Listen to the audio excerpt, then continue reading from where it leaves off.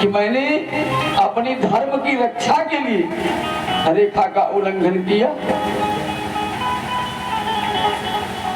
तो वहां कहा कि तुम्हारी रक्षा कौन करेगा? कहा जिस धर्म की रक्षा मैं की वही धर्म हमारा रक्षा करेगा। और तिनका दिखा करके रावण को चैलेंज कर रही है सीता। तृणधरी ओट कहत वैदेही सुमेरी अवधपुत परम सनी। कह रही है कि तुम मुझे छुएगा क्या, मारेगा क्या? अगर सीता जी नजर उठा करके ताक देती तो रावण भस्म हो जाता।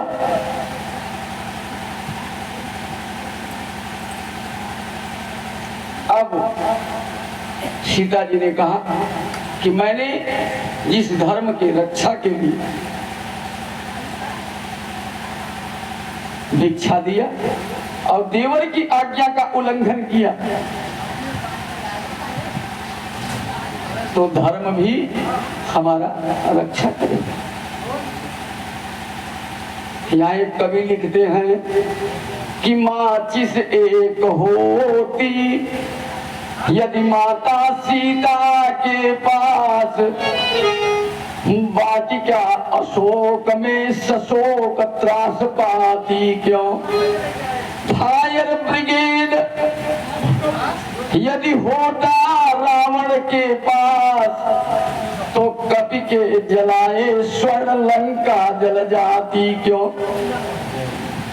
द्वारिका से मथुरा को होता यदि टेलीफोन तो कृष्ण के वियोग में राधा बिलखाती क्यों। हम माता शीतला के पास होती यदि मोटर कार तो गधे बेचारी को वाहन बनाती क्यों।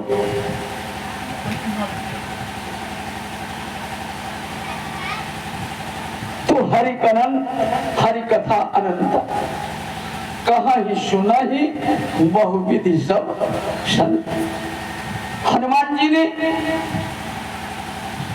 लंका का दहन करके जिस समय आए सब लोगों ने कहा कि हनुमान जी आ गए, लंका जल गया। भगवान ने उनकी पेशी की, आइए हनुमान जी इधर लाइन में। हनुमान जी आए, शरणागत प्रभु शरणागत। कहिए ना। कहा कि हमने आपको भेजा था सीता का पता लगाने के लिए, लंका जलाने के लिए तो हमने कहा नहीं, आपने लंका क्यों जला दिया। हनुमान जी ने हाथ जोड़ा, कहा प्रभु मैंने लंका नहीं जलाया, कौन कह रहा है कि मैं लंका जलाया। कहा तो लंका को किसने जलाया। कहा चार लोग मिलकर के लंका को जलाए।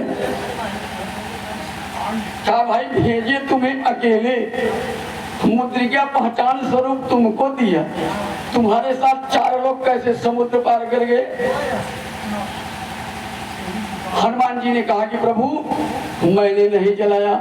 कहा किसने जलाया। कहा सीता के संताप ने, रावण के पाप ने, आपके प्रताप ने और मेरे बाप ने 4 लोग मिलकर के लंक को जलाया है। जो कहा कि और मेरे बाप ने, तो पवन तनय संकट हरण मंगल मूर्ति रूप। पवन माने हवा, चले मरुत 49। इसलिए कहा कि मैंने नहीं जलाया, आपके प्रताप ने, सीता के संताप ने, रावण के पाप ने और मेरे बाप ने 4 लोग मिलकर के लंक को जलाया। तो ऐसे हैं हनुमंत लाल। अभी एक बल आप में हो जाए। पहलवानों में देखिए,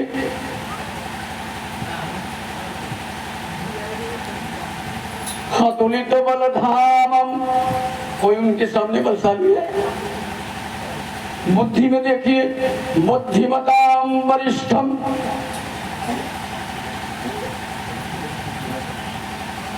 स्वर्ण शैलाभदेहम्, माने सर्वगुण संपन्न है हनुमंत लाल जी। और अभी आप में एक गुण हो जाए तो आप मन में चल देंगे कि अब हमारे सामने कोई है ही नहीं।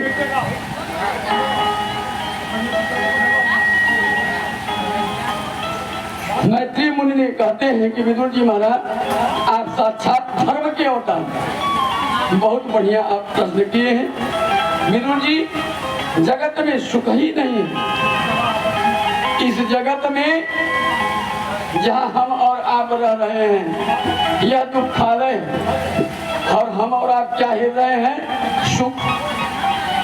जब भगवान से कुंती मैया ने दुख मांगा तो भगवान के पास नहीं था, भगवान रुक गए। और इस दुखालय में आकर के आप सुख मांगोगे मिलेगा, जब रहेगा तब तो मिलेगा। अच्छा, और यहाँ क्या है?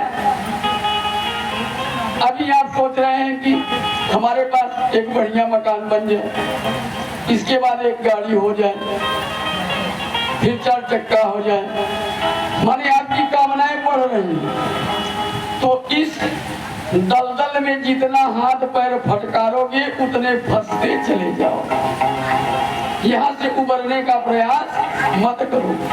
यह दुखालय, यहाँ सुख नहीं मिलेगा।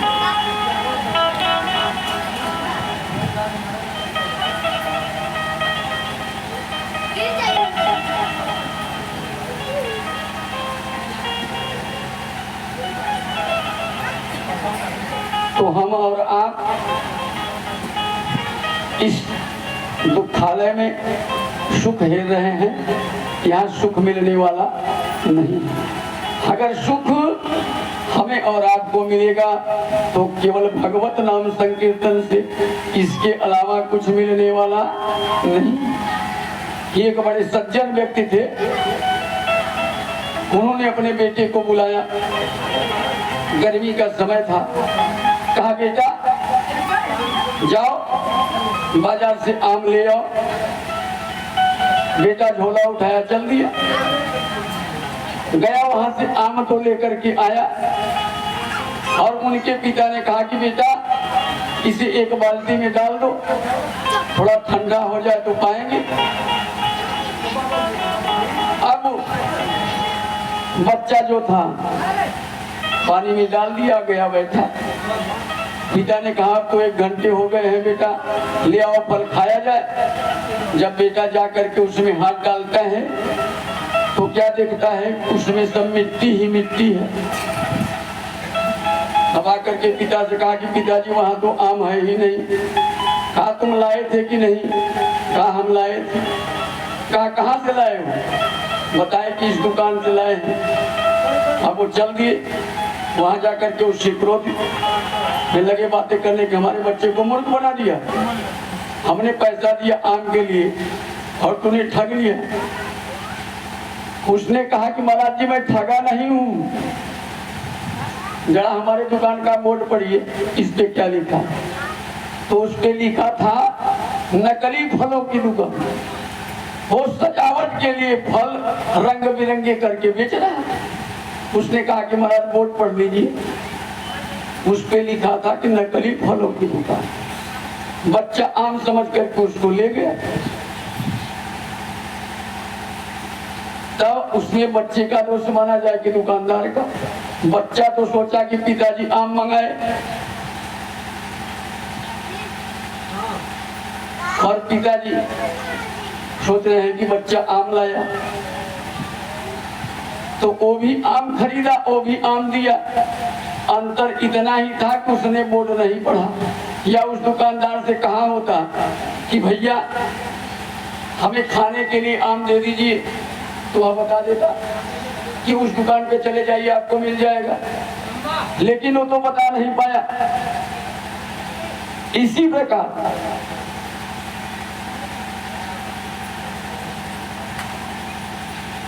हमारे और आपके बीच भी वही बेटे और पुत्र आम और मिट्टी के विग्रह में सब विलीन हो जाएंगे, इसी धरती पर सब लय हो जाएंगे, कोई बचेगा नहीं। अब आगे वर्णन आता है कि हम लोग किसके संतान हैं, कैसे हम मानव कहे जाते हैं। अब आगे मनु शत्रुपा का वर्णन आता है। मनु एवं शत्रुपा से ही यह मानव सृष्टि का विस्तार हुआ, इसलिए हम मनु पुत्र कहलाते हैं। कहा जो लोग हमें मनवादी कह करके पुकारते हैं, इसका मतलब कि वह अपने को मनुपुत्र नहीं मानते।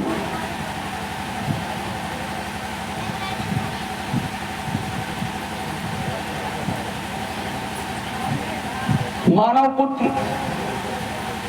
के पुत्र मनु शत्रुपा के 5 संतानें हुई, उनमें 2 बेटा और 3 बेटी। बेटियों के नाम आकृति, देवहूति और प्रसूति। बेटे के नाम प्रियपद एवं उत्तानपाद। एक दिन मनु महाराज ने ब्रह्मा जी से प्रार्थना की कि भगवान, सृष्टि का मैं विस्तार करना चाहता हूं, पर कैसे करूं। महाराज हिरण्याक्ष पृथ्वी को हरण करके ले गया। तब ब्रह्मा जी ने ध्यान लगाया और ध्यान लगाते ही उन्हें छींक आई कि छींकने से ही नासिका ग्रंथ से भगवान 12 रूप में प्रकट हो गए। बोलिए 12 भगवान की। 12 भगवान जब प्रकट हुए तो देखते देखते भगवान का पर्वताकार देह हो गया। देवताओं ने हिरण्याक्ष का वध किया और पृथ्वी का उद्धार करके पुनः विदुर जी ने मैत्रेय जी से पूछ दिया कि भगवान कृपा करके ये बतलाइए कि यह हिरण्याक्ष कौन जो धरती को उठा करके ले गया।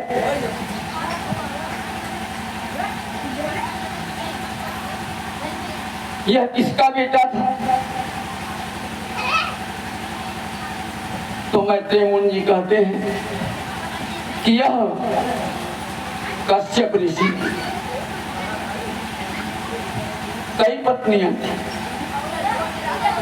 दिति, अदिति, मनु, काष्ठा, सुरसा आदि अनेक पत्नियां।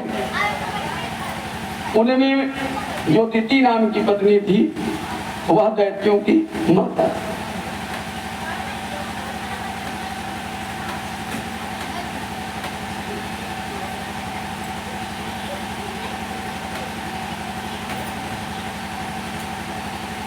और वह दिति जो थी, शाम का समय हो रहा था, भगवान भोलेनाथ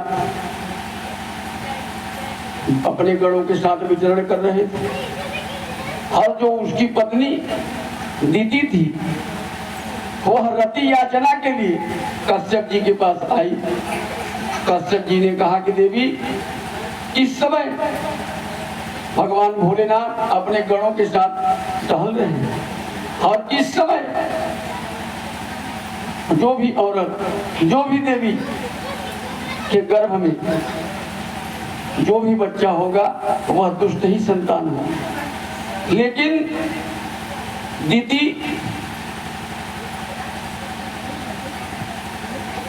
कामना में भावुक, उसने एक भी सुनी नहीं और कश्यप जी ने उनके दीक्षा को पूर्ण किया। और यह जो हिरण्याक्ष था, इन्हें 12 वर्ष तक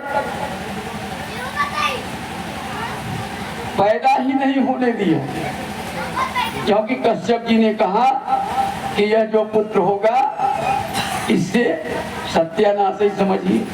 उसे उस देवी ने पैदा ही नहीं होने दिया। जब 12 वर्ष तक रखा तो इतना तेज उसके शरीर से निकला कि स्वर्ग तक जलने लगा। तब देवता घबरा गए और भगवान के पास दौड़े दौड़े आए।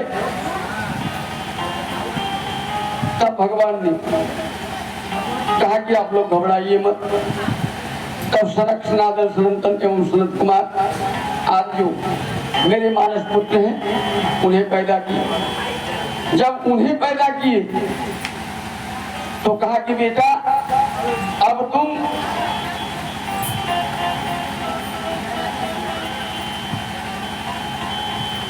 सृष्टि का विस्तार करो।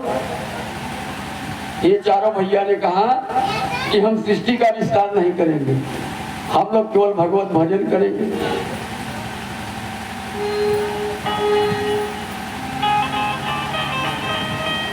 तो ब्रह्मा जी ने कहा कि मेरे ही बेटे हो करके और तुम कह रहे हो कि मैं सृष्टि का विस्तार नहीं करूंगा। तब उन्होंने पुनः शंकर जी रुद्र के रूप में आए, कहा कि आप विस्तार करिए। तब भोलेनाथ तुरंत भूत प्रेत डाकनी साकनी सबका विस्तार करने लगे। फिर ब्रह्मा जी हाथ जोड़े कि महाराज अब रहने दीजिए, इसकी जरूरत नहीं।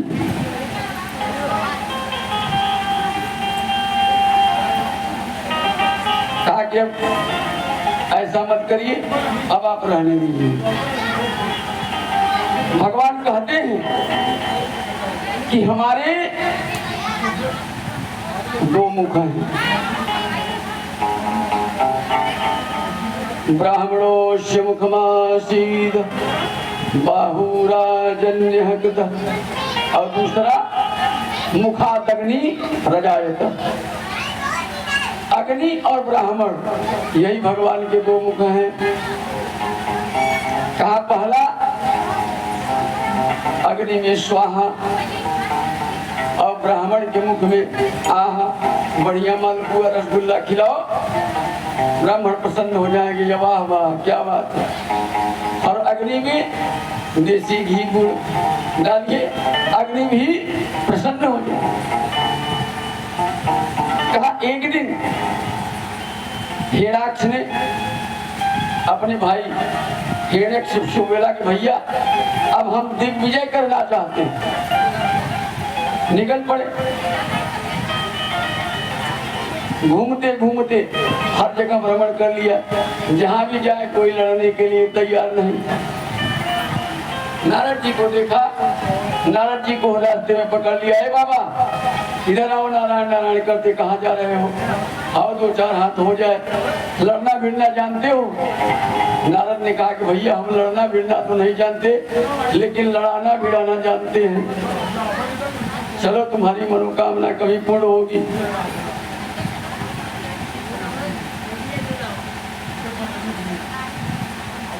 अब अंततोगत्ता जब कहीं भी कोई नहीं टकराया तो हिरण्याक्ष ने फिर एक ही उपाय निकाला कि पृथ्वी का हरण करके ले गया।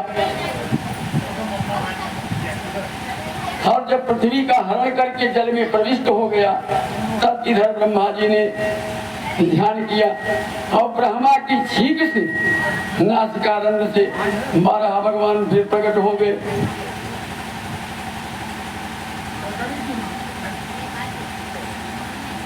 और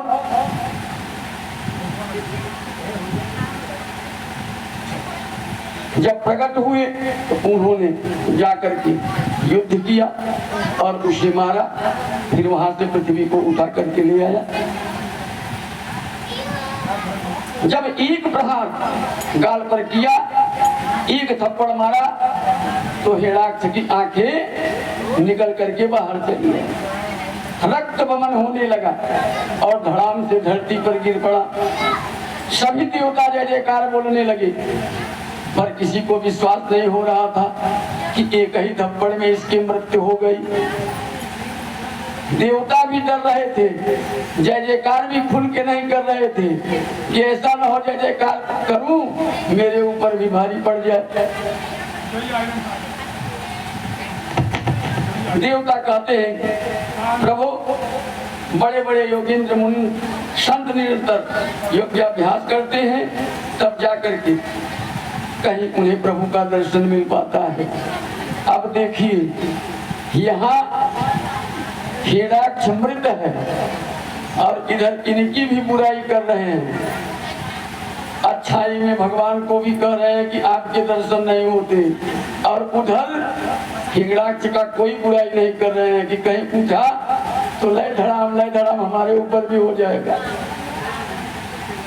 तो देवता इतने निपुण होते हैं कि अपने स्वार्थ में ही हमेशा लगे रहे।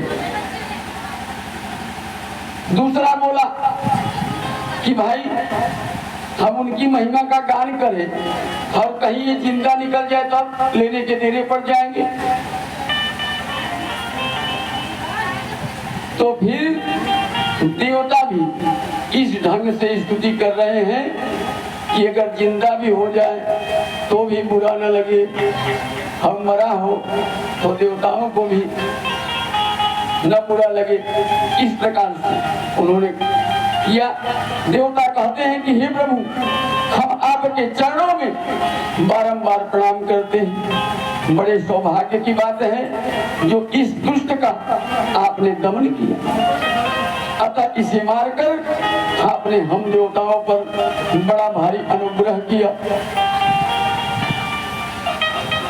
श्रीमद् भागवत में मन शत्रुपा की 3 बेटियां, पहले वंश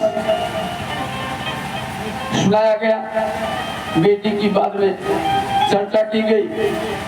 तीनों बेटियों में मझली बेटी देवहूति का विवाह करदम जी के साथ हुआ।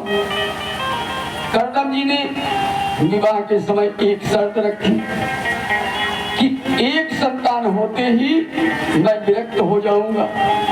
देवहूति ने इस शर्त को स्वीकार कर लिया। हर्षोल्लास के साथ विवाह संपन्न हुआ और पुत्री से विदा लेकर माता पिता अपने नगर को लौट गए।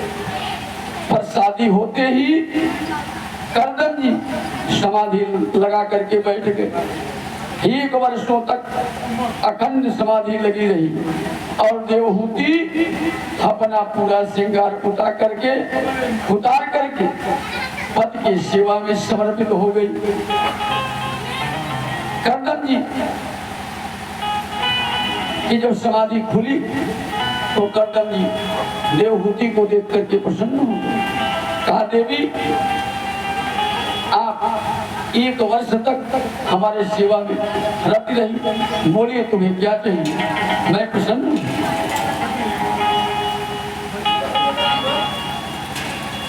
करदम जी जब देखते हैं देवहूति को तो भाई जहां वर्षों बीत गए हो, उपटन तेल साबुन तेल न लगे हो तो शरीर कैसी होगी। तो उन्होंने तुरंत करदम जी बोले कि जाओ देवी उस सरोवर में स्नान करो। ज्यों ही वह सरोवर की ओर बढ़ी, शतानि दश कन्यका, वहां 1000 कन्याएं उस समुद्र में प्रकट हो गई। कोई मालिश कर रहा है, कोई उपटन लगा रहा है। 16 श्रृंगार करके दोनों दंपत्ति चमकते हुए दिव्य विमान में प्रविष्ट हो गए। और वह विमान ऐसा था कि जो आप कह दीजिए तो यहाँ से उड़े, जहाँ की कामना करिए वहां पहुंच जाए। वह ऐसा विमान था। शादी के पहले सोच रहे थे कि एक संतान हो, बाबा बनेंगे, और आज देखिए कि 9 संतानें हो गई। अब भी कुछ बिगड़ा नहीं। करदम जी सोच रहे हैं कि अब भी घसक लो। फिर बाद में उन्हें ध्यान आया कि हमें तो भगवान कहे हैं कि तुम्हारे यहाँ हम पुत्र बन करके अवतरित होंगे। तो जब भगवान घर पे ही आ रहे हैं तो अभी जाने की क्या आवश्यकता। ये प्रभु ने करदम जी को वचन दिया था कि मैं आपके यहाँ बेटा बन करके अवतार लूंगा। आज वही करदम जी के दिमाग में आ रहा। उन्होंने पश्चाताप किया कि मैं तो भूल ही गया था कि हमारे यहाँ भगवान खुद ही अवतरित होंगे। अब की बार देवहूति गर्भवती हुई तो साक्षात गर्भ में प्रभु ही पधारे। कालांतर में देवहूति के गर्भ में भगवान कपिल के रूप में प्राकट्य हुआ। बोलिए कपिल भगवान की।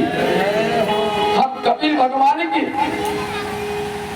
दिव्य दर्शनों के लिए स्वयं विधाता ब्रह्मा जी अपने 9 बेटियों के साथ करदम ऋषि के यहाँ आए और करदम ऋषि ने स्वागत किया। बड़ी कृपा की महाराज जी आपका दर्शन हुआ। अब कहा कि मैं एक निवेदन करना चाहता हूँ। मेरे घर में 9 बेटियां और आपके घर में 9 बेटे, संयोग बड़ा अच्छा। शादी हो जाए तो बहुत ही अच्छा है। ब्रह्मा जी प्रसन्न हो गए। ब्रह्मा जी तो सृष्टि के विस्तार के लिए ही वैसे तैयार थे कि भाई सृष्टि में जितनी वृद्धि होगी उतना ही फायदा होगा। तो तुरंत 9 बेटियों का विवाह 9 ऋषिपुत्रों से कर दिया। कला देवी का विवाह मरीच से, अनुसुईया का विवाह अत्रि से, अरुंधति का विवाह वशिष्ठ से, ख्याति का विवाह भृगु जी से, शांति का विवाह अथर्वण से, क्रिया का विवाह क्रतु से, हविर्दु का विवाह पुलस्त से।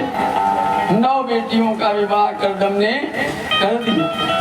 अब जब सारी बेटियां ससुराल चली गई तब करदम ऋषि ने कहा कि बेटियों का दायित्व पूरा हो गया, ससुराल चली गई, अब एक बेटा भी हो गया। अब मेरे सारे दायित्व पूर्ण हो गए, इसलिए अपने राम भी अब नहीं टिकेंगे। अब की बार देवहूति ने रोकने का भी प्रयास नहीं किया और परिस्थिति जो भी रही हो, लेकिन परिवार छोड़ करके बैराग ले लिए। इसी पर कुछ भगवत नाम संकीर्तन पुनः आगे।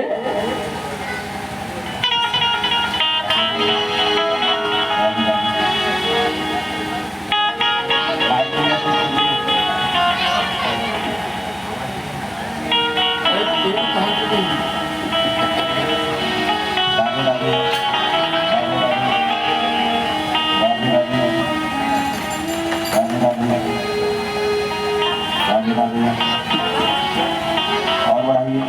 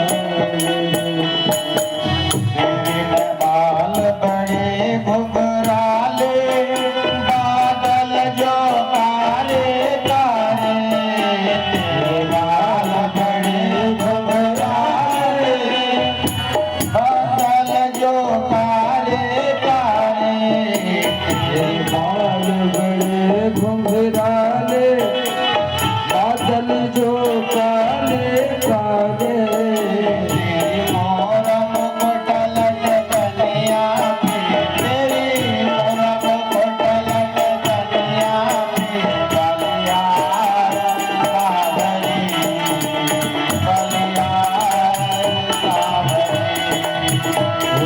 मंद मंद मुस्कानिया पे बलिहार सावरियो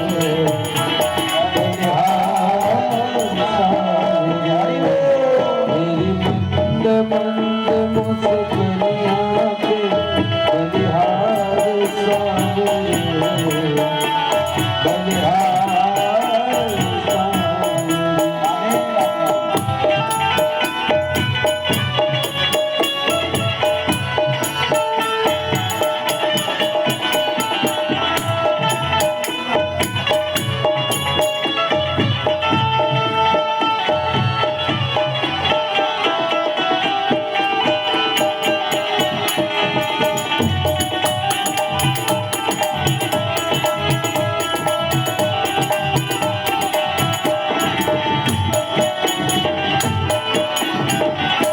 तेरी चालय जब मतवाली लगती है प्यारी प्यारी चालय जब मतवाली लगती है प्यारी प्यारी तेरी चाल अजब मतवाली लगती है प्यारी प्यारी पायल की झनकार में तेरी पायल की झनकार में बलियार सावरी बलियार सावरी तेरी पायल की झनकार से बलियार सावरी बलियार सावरी तेरी माता माता मुस्कानिया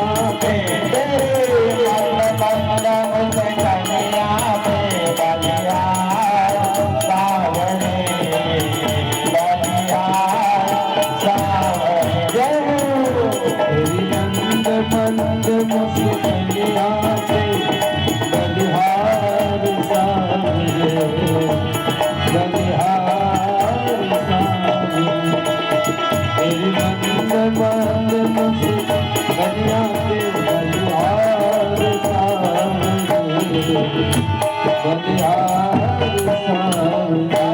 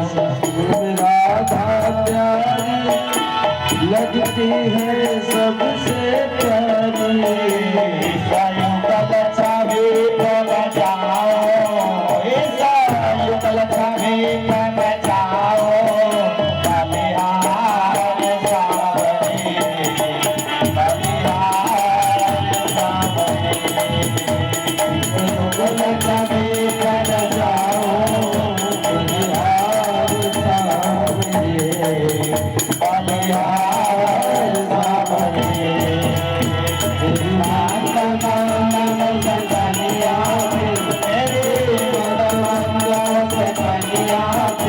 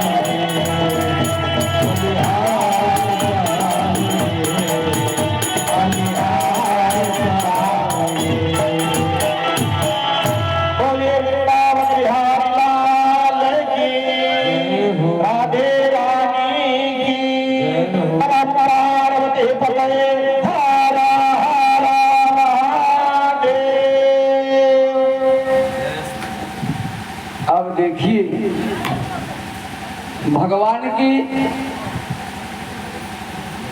तलवी का वर्णन कर रहे हैं। लाल रंग, श्वेत रंग, श्यामा रंग, मानो कि गंगा जमुना सरस्वती यही त्रिवेणी का संगम है। लेकिन जैसी गंगा और यमुना की धारा दिखाई पड़ती है, एक धारा छिपी है, उसी प्रकार यह संगम है। माताएं जो चोटी गूंथती हैं, 3 भाग करके चोटी को गूंथती हैं, लेकिन दिखाई कितना पड़ता है? 2 ही। जो 3 भाग करके चोटी गूंथती हैं, उसमें दिखाई 2 ही होता है, एक धारा उसमें भी छुपी होती है। वह भी त्रिवेणी का संगम है। और ऐसी जगह पर यह संगम है जहाँ की साक्षात भागीरथी गंगा बह रही है। वह गंगा कैसी है? हरे राम नाम नदिया, हरे राम नाम नदिया, सुगम बही जाए उमा क्यों क्यों नहाए। राम नाम नदिया सुगम बही जाए उमा क्यों क्यों नहाए। राम नाम नदिया सुगम बही जाए उमा क्यों क्यों नहाए। राम नाम नदिया सुगम बही जाए उमा क्यों क्यों नहाए। ब्रह्मा नहाने उमा विष्णु नहाने, विष्णु नहाए। ब्रह्मा नहाने उमा विष्णु नहाने, नहाने उमा विष्णु नहाने। हरे शंकर नहाने,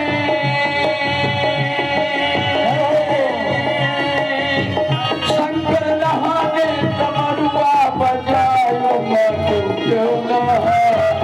राम नाम नदिया सुगम बही जाए उमा क्यों क्यों नहाए। राम नाम नदिया सुगम बही जाए उमा क्यों क्यों नहाए। राम नहाने हो श्याम नहाने, राम नहाने हो श्याम नहाने। राम नहाने हो श्याम नहाने, राम नहाने हो श्याम नहाने। हरे नारद नहाने पीरा बजाए उमा क्यों क्यों नहाए। राम नाम नदिया सुगम बही जाए उमा क्यों क्यों नहाए। राम नाम नदिया सुगम बही जाए उमा क्यों क्यों नहाए।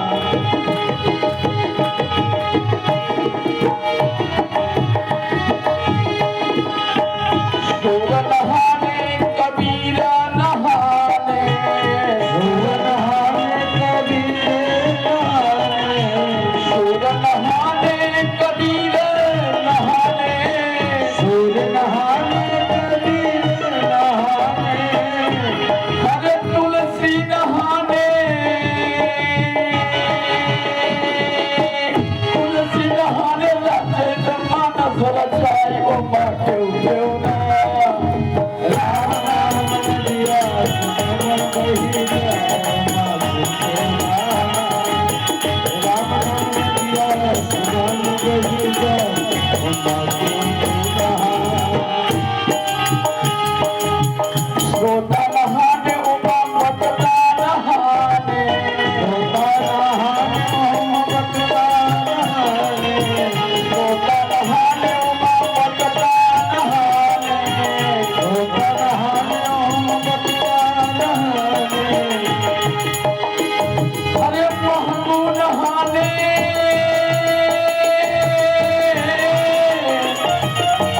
महबू नहाने निशानी बजाए उमा क्यों क्यों नहाए। राम नाम नदिया सुगम बही जाए उमा क्यों क्यों नहाए। राम नाम नदिया सुगम बही जाए उमा क्यों क्यों नहाए। राम नाम नदिया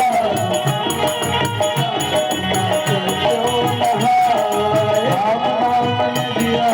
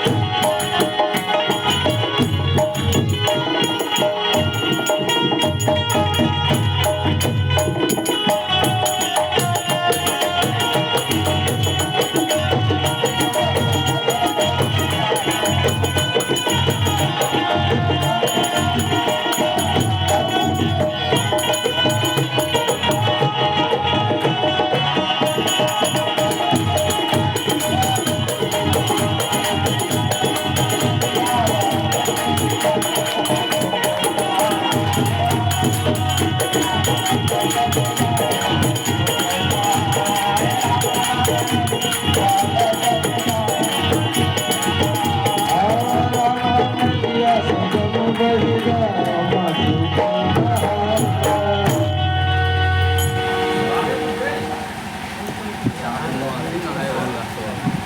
एक बार भगवान ने भक्तों की बड़ी प्रशंसा कर रहे हैं, बैठ करके भक्तों की बड़ी ही प्रशंसा कर रहे हैं। तो एक भक्त कहा कि महाराज आप इतनी प्रशंसा कर रहे हैं और नामदेव जी को जान रहे हैं, बेचारा कितना गरीब है कि रोज जंगल में जाता है और लकड़ी काट करके ले आता है, बेचता है तो उसी से उसके जीविका का आधार बनता है, वही बेच करके अपने जीवन को व्यतीत करता है, खाने पीने की वस्तु लेकर के आता है। तो भगवान ने कहा कि आप क्या देखना चाहते हैं? मेरा भक्त अनन्य है और लेने वाला कुछ नहीं।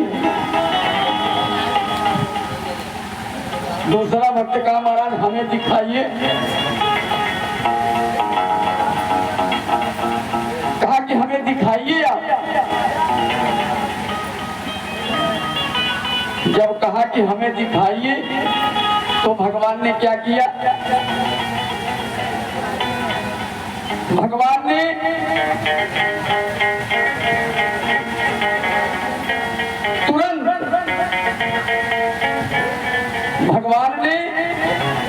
तुरंत अपने भक्त के लिए स्वर्ण की मुद्राएं झोली में भर करके ले आकर के रास्ते में रख देते हैं, पटक देते हैं, एक भक्त को दिखाने के लिए।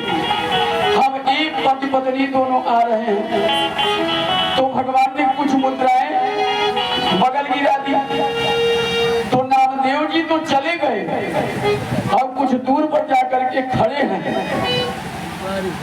कि जरा हम भी देखें। तो पति तो चले गए, पति परमेश्वर मुद्रिका बिखेर के चले गए, लेकिन जब नामदेव जी आगे बढ़े और उसकी पत्नी आई तो पत्नी ने उस सोने की जो मुद्रिकाएं थी उस पे मिट्टी फेंक करके ढकने लगे। नामदेव जी दौड़े दौड़े आए, अरे देवी ये क्या कर रही है? उन्होंने कहा कि यह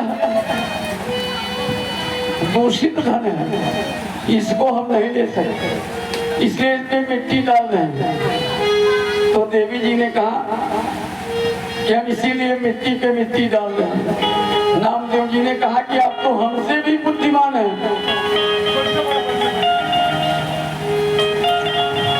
तो भगवान ने कहा कि देखिए ये हमारे भक्त हैं, मैंने इनको स्वर्ण मुद्रा भी दे दिया तो भी लेने वाले नहीं।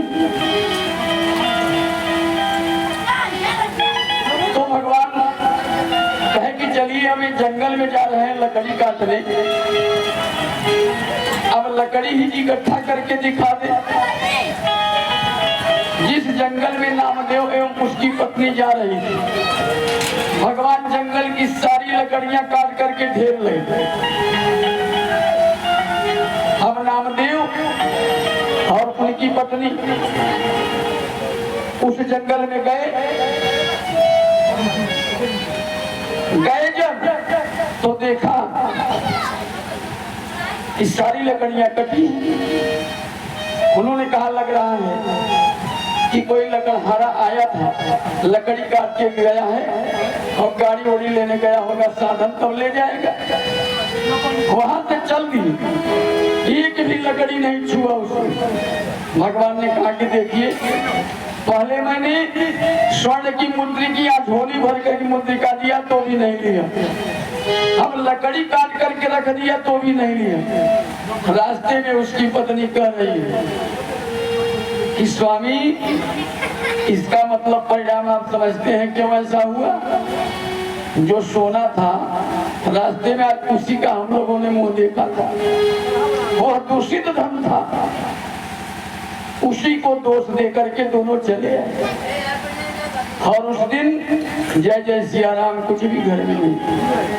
भगवान ने तुरंत करके उन्हें दर्शन दिया और कहा कि देखिए ऐसे ऐसे हमारे अनन्य भक्त हैं। तो भक्तों की बड़ी महिमा भगवान ने गाई। भगवान ने भक्तों का महिमा इतना सुंदर गाया कि शरणागति करने पर भी नहीं। भगवान ने कहा कि मुझे कुछ नहीं चाहिए, केवल मैं प्रेम का हूँ और मुझे कुछ नहीं चाहिए। तो भगवान को हम और आप जब भी कुछ समर्पित करें तो हमारे आपके पास जो सत्कर्म हो वही भगवान को समर्पित करना है।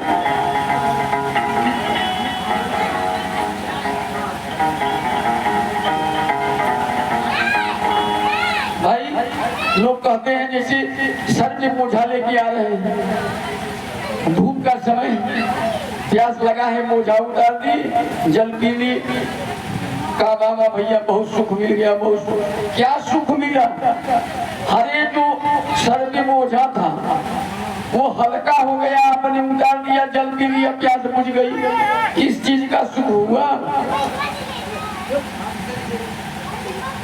इसलिए कहा कि यह दुख है, यह सुख नहीं।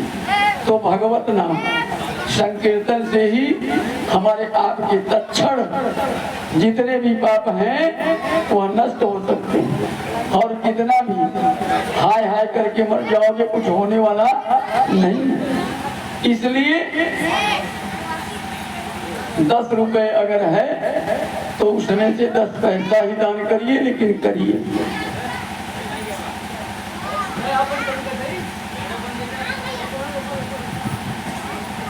कपिल भगवान कहते हैं कि माँ मेरी माया का पराक्रम देखो कि बड़े बड़े ज्ञानियों को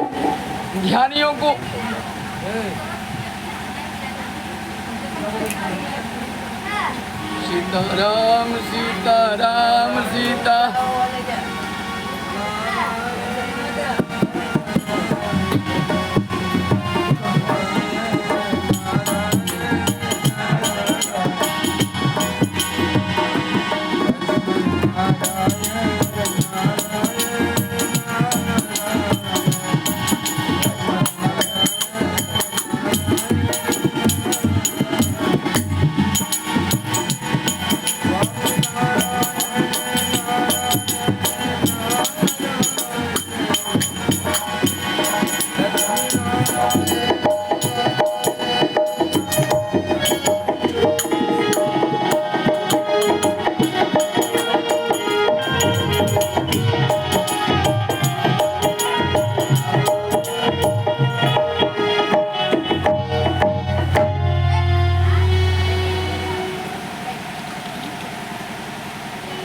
कपिल भगवान कहते हैं कि माँ मेरी माया का पराक्रम देखो, बड़े बड़े ज्ञानियों को, ध्यानियों को अपनी भ्रुकुटी टेढ़ी करने मात्र से संसार में डाल देती। यही माया का चमत्कार है। भगवान नर नारायण ऋषि के अतिरिक्त कोई इस माया से बचा नहीं। जानते हैं, समझते हैं, देख भी रहे हैं, अनुभव भी कर रहे हैं, इसके बाद भी इस माया की प्रबलता कितनी विचित्र है कि कोई इससे बच नहीं सकता।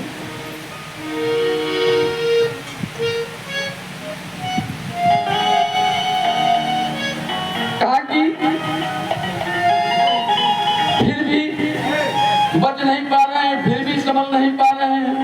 चलचित्र देखते देखते ये मालूम होता है कि ये चलचित्र है, फिर भी दृश्य को देखते हैं और आंखों से अश्रुपात करने लगते हैं।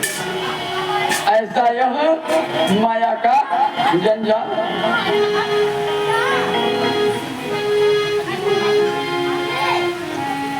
कहा भगवान सभी को नचा रहे हैं, मानव है, जिस पर है, जैसा है, सभी को भगवान एक रस्सी में बांध करके नचा रही है।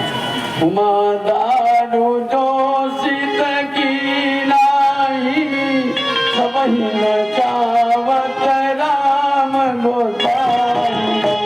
उमा दारू जोशित की नाई सबही नचावत राम गोसाई। उमा दारू जोशित की नाई उमा दारू जोशित की नाई सबही नचावत राम गोसाई। सबही नचावत राम गोसाई। सबही नचावत राम गोसाई। चतुर्थ स्कंद में विसर्ग का वर्णन आया, मनु कन्याओं का वर्णन। मनु महाराज की बड़ी बेटी आकृति का विवाह रुचि प्रजापति के साथ पुत्र का धर्म का आश्रय लेकर हुआ। इनके घर में साक्षात भगवान यज्ञ नारायण प्रकट हुए।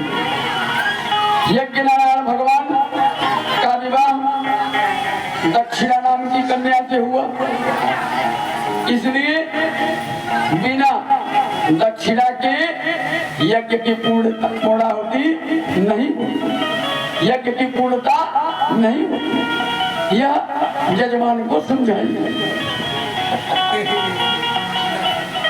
समझिए बात। यज्ञ नारायण जो है, यज्ञ की पूर्णाहुति तभी मानी जाएगी, बिना दक्षिणा के यज्ञ संभव नहीं।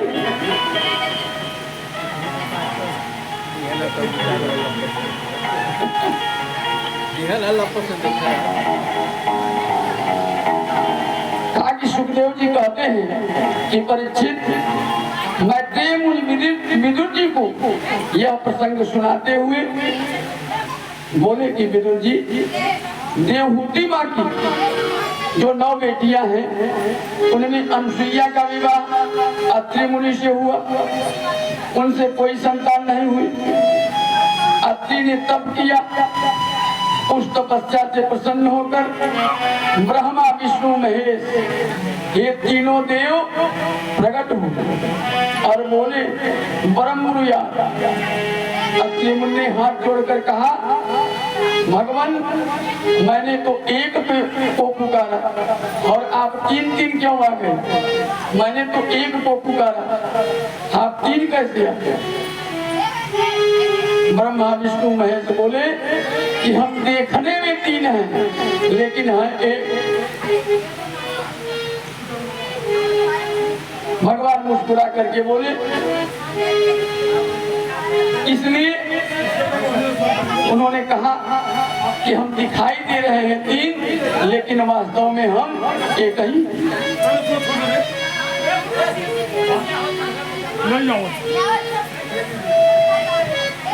अत्रि बोले कि महाराज मैं तो संतान की कामना करता हूँ, तो तीनों ने ही तथास्तु कहा। इसके फलस्वरूप तीनों ही बेटे बन करके आए। ब्रह्मा जी के अंश से चंद्रमा, भगवान शिव के अंश से दुर्वासा, भगवान नारायण के अंश से अनसुईया के गर्भ में साक्षात भगवान दत्तात्रेय महाराज का प्रागट्य। मैत्रेय जी कहते हैं कि विदुर, मनु महाराज की सबसे छोटी बेटी प्रसूति देवी का विवाह दक्ष प्रजापति के साथ हुआ, जिनके 16 बेटियां हुई। उन 16 कन्याओं में 13 कन्या धर्म की पत्नियां बनी और उनमें धर्म की मूर्ति नामक पत्नी के गर्भ में भगवान नर एवं नारायण ऋषि रूप में प्रकट हुए। आज वही बद्रीनाथ में विराजमान है। कहा स्वाहा नामक जो बेटी बेटी थी वह अग्निदेव को ब्याही गई। स्वधा नामक जो बेटी थी वह पितरों को ब्याही गई। और एक बेटी भगवान शंकर को ब्याही गई जिसका नाम सती। शिव पत्नी सती को कोई भी संतान नहीं हो सकी।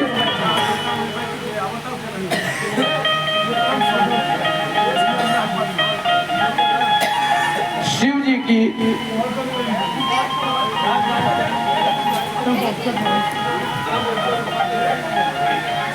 तो हो के पिए को उठ गया।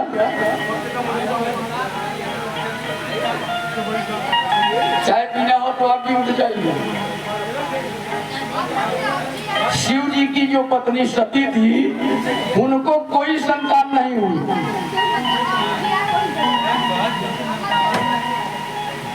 एक बार सभी देवता मिलकर के प्रजापति तक्ष को राजा बना दी। अब वो अहंकार में उड़ने लगा। सभी देवी देवता आए, यज्ञ किया जब वह सभी देवी देवता आ गए। और जब प्रजापति दक्ष उस सभा में आया तो सभी उठ करके जय जयकार करने लगे। और उसने देखा कि सब हमारी सराहना कर रहे हैं, हमारी जय जयकार कर रहे हैं। ये तीन कौन है बगल में बैठे जो अभी तक उठे नहीं? जब निगाह डाला तो कहा करे ये तो हमारे दादा हैं। और जब शंकर जी को देखा तो कहा ये हमारा दामाद। और ये भी उठ करके प्रणाम नहीं किया।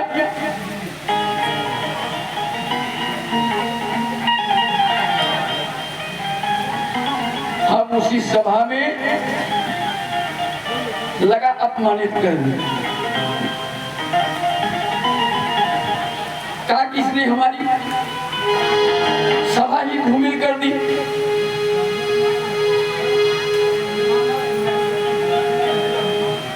अब दक्ष तो सोच रहा है कि सब लोगों ने मेरा सम्मान किया लेकिन इन्होंने हमारा सम्मान नहीं किया।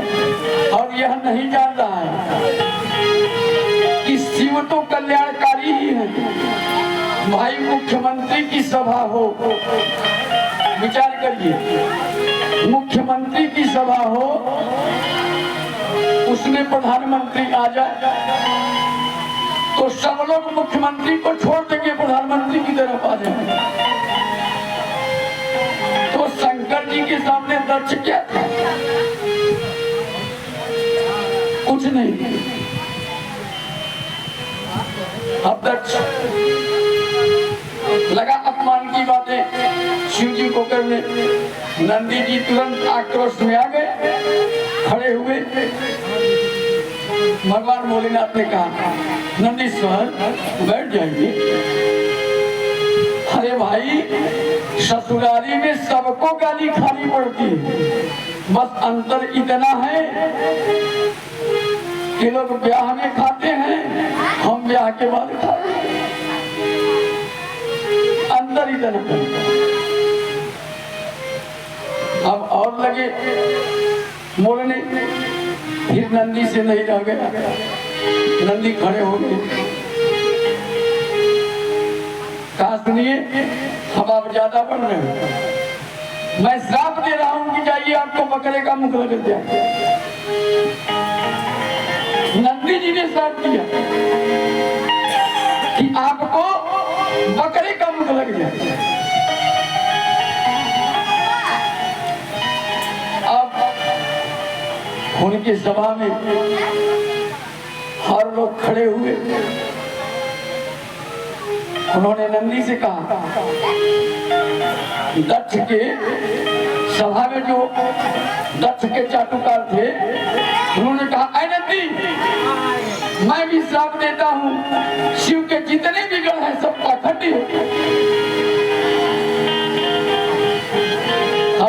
भोलेनाथ ने कहा कि भगवान ये समारोह शोक समारोह है कि क्या है? ये तो श्राप समारोह लग रहा है मुझे।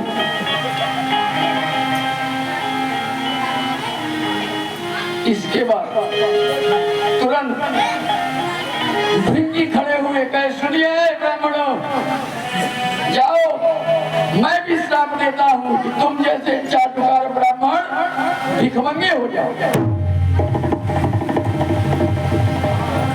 तो किसको कहा?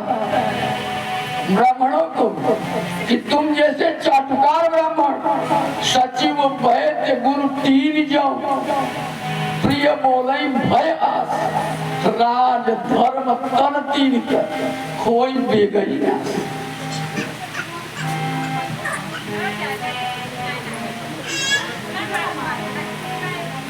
हम भोलेनाथ सबको मना किया। कहा भाई देखिए, हम यह श्राप समारोह छोड़ दीजिए, अब हम अपने गढ़ को लेकर के यहाँ से जय जय सीताराम हो। अब भोलेनाथ चल दिए। कुछ दिन बीता,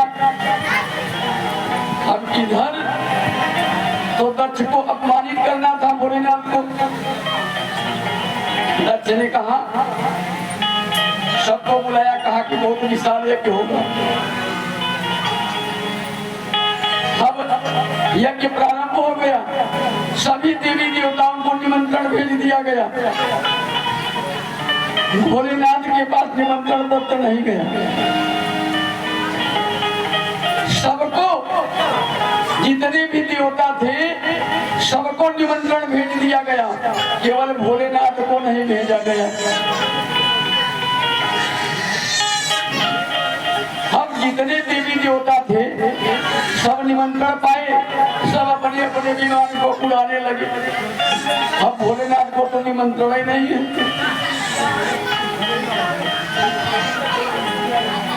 अब जितने विमान थे सब कैलाश के ऊपर से जा रहे हैं कि भोलेनाथ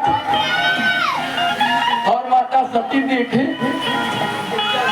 भाई अब रास्ता हमको जाने के लिए पड़ाव से है, अब अगर हम इटवा ग्राम में से जाएं क्या मतलब? तो जितने भी देवी देवता थे सब भोलेनाथ को दिखाने के लिए कैलाश पर से ही विमान को उड़ाने लगे। भोलेनाथ अपने समाधि में मस्त। माता जी ने देखा, सती ने कि सुबह से ही विमानों की ढेर लगी है, क्या बात है? तो माता जी ने जब कुछ उनकी बहनें आती हैं विमान लेकर, तो माता जी ने कहा कि अरे बहनों कहाँ? अरे बहन मुझे नहीं मालूम है, अभी तू यही बैठी है। अरे पिताजी के यहाँ इतना बड़ा यज्ञ हो रहा है और तू अभी यही है। अब सती मैया ने कहा कि नहीं नहीं बहन चलो हम आ रहे हैं। सब विमान से वहां पहुंच गए। हम सती जी भोलेनाथ के पास आई।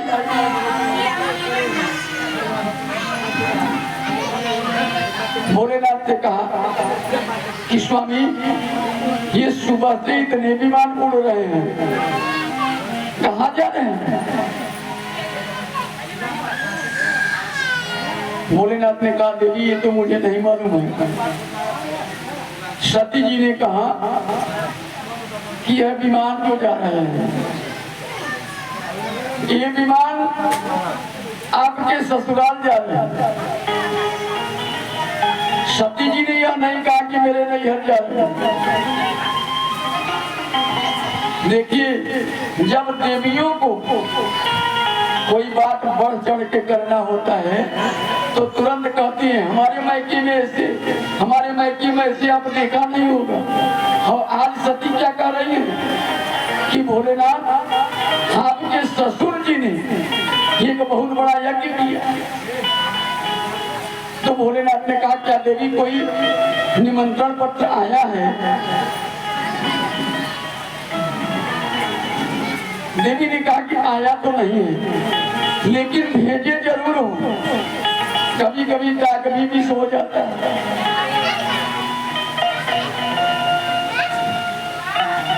अब भोलेनाथ को जाना नहीं है, पहले से ही जाने हैं। देवी मना रही है लेकिन भोलेनाथ ने कहा नहीं, जब पूरा जो गए थे अपमान हुआ था, जब भोलेनाथ ने सब कुछ बता दिया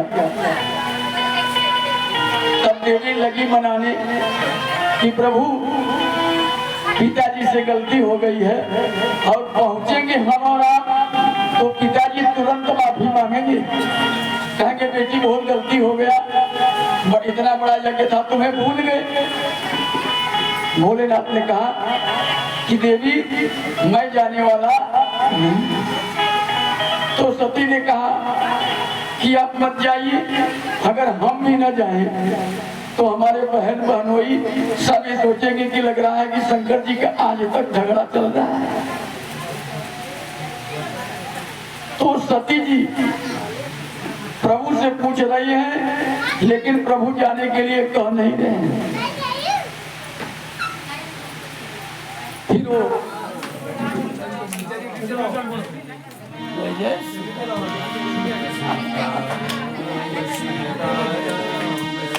देखा